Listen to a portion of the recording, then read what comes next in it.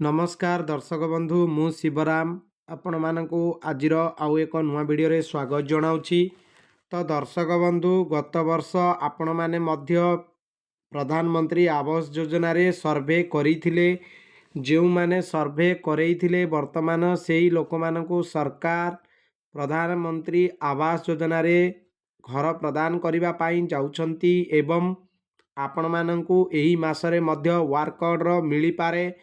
तो कौन रही संपूर्ण अपडेट आपण मैंने वीडियोटी को बिना स्किप्रे शेष पर्यंत देखंतु। जदि आपण मैंने प्रथम थर पर चैनल को आसथिबे चैनल को सब्सक्राइब करंतु।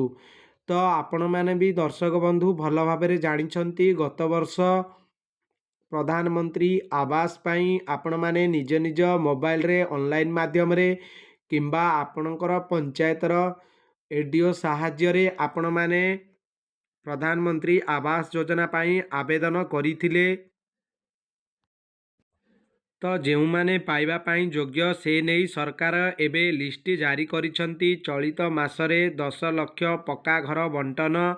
चलित मासरे राज्य सरकार प्राय 10 लाख गरीब लोकंकु प्रधानमंत्री आवास योजना रे पक्का घर बंटन करने को योजना प्रस्तुत करुथिबा पंचायत राज और पानीय जल जोगाण मंत्री नवीन नारायण नायक कहिसंती। से कहले चलित मासरे केंद्र सरकारक निर्देश क्रमे अन्य राज्य रे पक्का घर बंटन करिबाकू जाउथिबा बेले राज्य रे पक्का घर बांटिबे सरकार।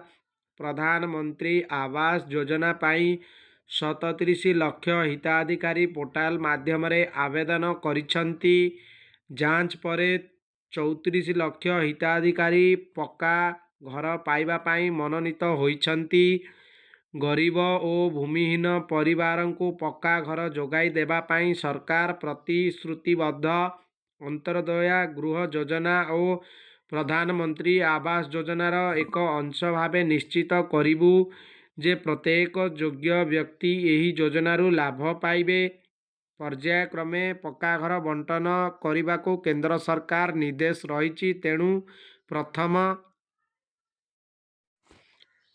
पर्याय 10 लाख पक्का घर गरीब लोकों को बंटन कराजिबा सूचना योग्य। प्राय राज्य में 22 लाख हिताधिकारी को पक्का घर जोगाई देवा पाई राज्य सरकार लक्ष्य रखिछंती। जो माने प्रधानमंत्री आवास योजना रे पंजीकरण रु वंचित होइछंती सेमानंकु अंतरदया गृह योजना रे शामिल कराजिबो। यह सहित घर निर्माण पाई 1,20,000 टंका आर्थिक सहायता प्रदान कराजिबो।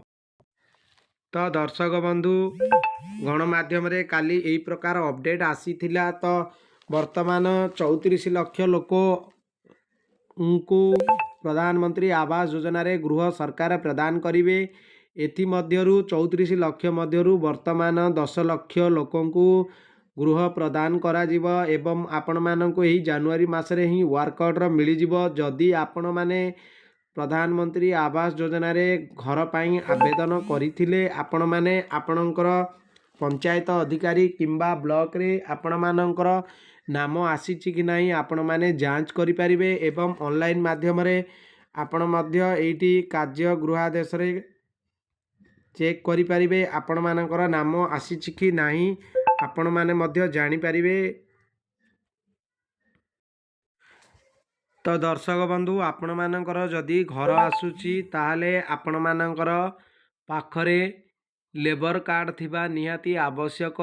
घर वर्क ऑर्डर आसिले आपण माने आपणकर लेबर कार्ड साहाय्य रे आपणकर वर्क ऑर्डर नंबर जानि परिबे एवं आपणको प्रथम किस्ती केबे मिलिला सेटा भी आपण जानि परिबे। प्रथम किस्ती 40,000 टंका आपणकर आसीबो।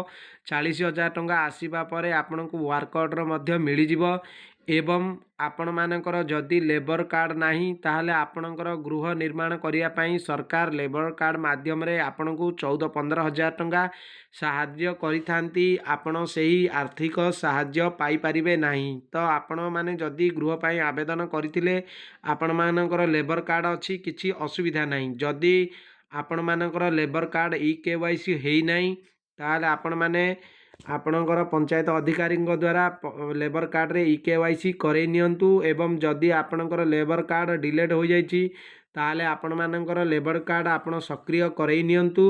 ଆପଣଙ୍କର ଘର ଆସିଲେ ଲେବର କାର୍ଡ଼ ମାଧ୍ୟମରେ ଆପଣଙ୍କର ଘରର ସ୍ଥିତି ଏବଂ ଆପଣମାନେ ପେମେଣ୍ଟ ମଧ୍ୟ ପାଇପାରିବେ।